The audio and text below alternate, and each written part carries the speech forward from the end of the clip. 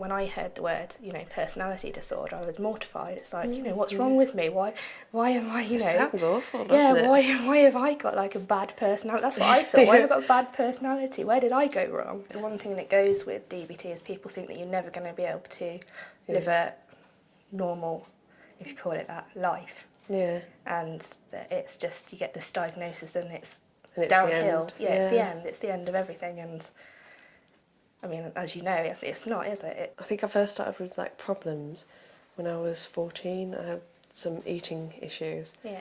And I suppose at the time now I can reflect, I was confused because I was gay, but I didn't know what it was. And I'd also had a lot of trauma early in life. Again, I didn't connect the two.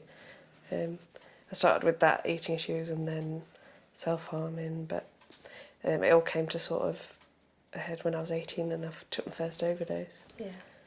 And they taught me that when you have BPD, you feel emotions a lot more than other people. Like you feel you're like more sensitive. Higher, You're more sensitive to what people say and how you perceive things.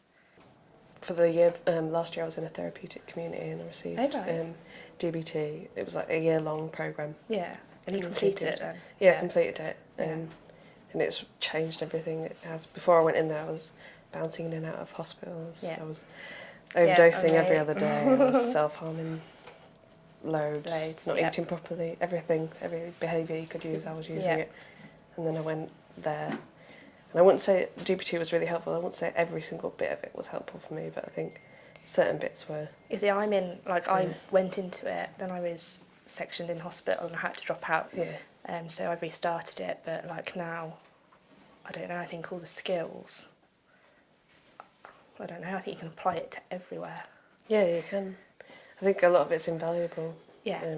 Some of the stuff Everyone they teach you, can use it, emotional can't they? regulation. Everyone, yeah. Do you experience voices? Yeah, hallucinations, That's what I'm finding the skills most useful for, mindfulness. I think that's brilliant. Do that all the time. Yeah, even my sister uses mindfulness and she's not got any mental problems. I think it's like the up and coming thing, mindfulness for, I think you can use it for everything.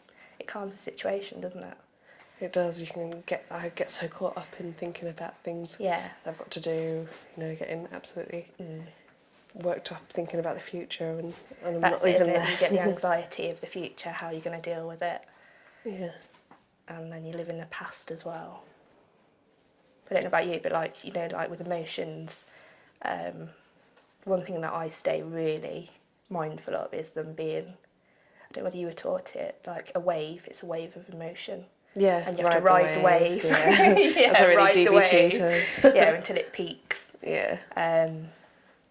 I think I keep playing that in my head. Yeah, we got that said to us a lot in the therapeutic community group. Yeah, I think that really helps when you're in a stressful situation or if you've got an emotion that you don't really know how to deal with. For the emotions, thinking I've felt this before and I'm still here. Yeah. And, challenging. Yeah. Challenging myths, emotion myths.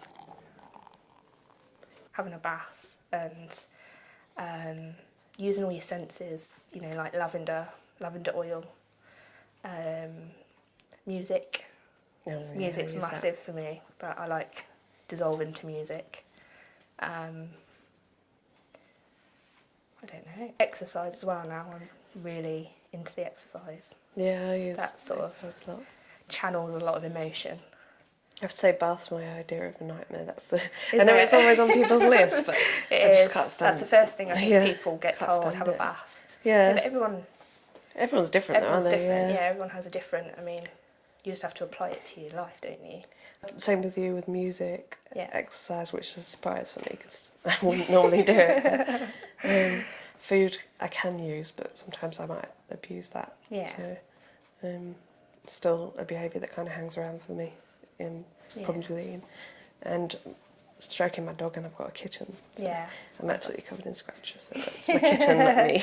I've got a puppy, and she's been an absolute brilliant distraction. She takes up so much energy, and they do keep you occupied, don't they? Yeah, they do, but in a good way as well, because you have to look after them, and you can't you've got to think about them as well as yourself. So you can't hibernate for the day, and let the dog sort itself out. Do you take medication? Yeah, I do take medication. Yeah.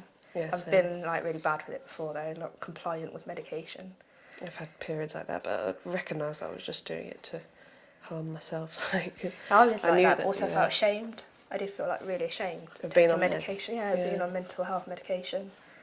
But like I think as I've got better in my recovery, I can see that.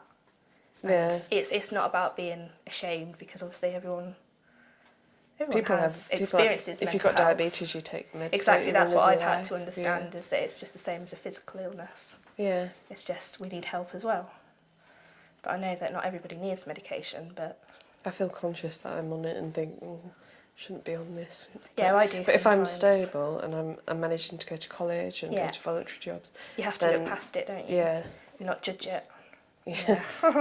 Yeah. Not judge yourself, though. That's Not the judge hardest yourself. thing, isn't it? Yeah, that's the biggest thing I've learned Yeah. in DBT, not judging yourself, especially about medication. My family have been absolutely amazing. I mean, it took a while, like, a diagnosis took a while too, so we didn't even understand what was going on and stuff like that. But then I think if your family can work through it as well and be open, I don't know how I'd have done it if you don't have the support. I don't know how. No. But I think it's possible, especially with DBT skills. The further I've gone along, it's like, you know what, I'm actually proud. I am proud because I know how strong it takes to be somebody with BPD. The skills that we have to use every day, and it's not just one day a week, it's every single day. It is for me. Even when you're we're not when I'm just asleep. Even. Exactly, we're not just dealing with like just one problem. We're dealing with trauma that's happened in life, and it may not be just one trauma. It could be a lot of trauma. And then you've got, like you say, the symptoms of, you know, post-traumatic stress and sleep problems, depression. And so I think, you know... Hallucinations. Yeah, I think the stigma that goes along with it is just, it's really outdated. I did the same with you. I argued with it, and I don't know if I've got to pride yet, but I'm certainly not ashamed of it anymore. No, I'm not ashamed. Definitely not. No.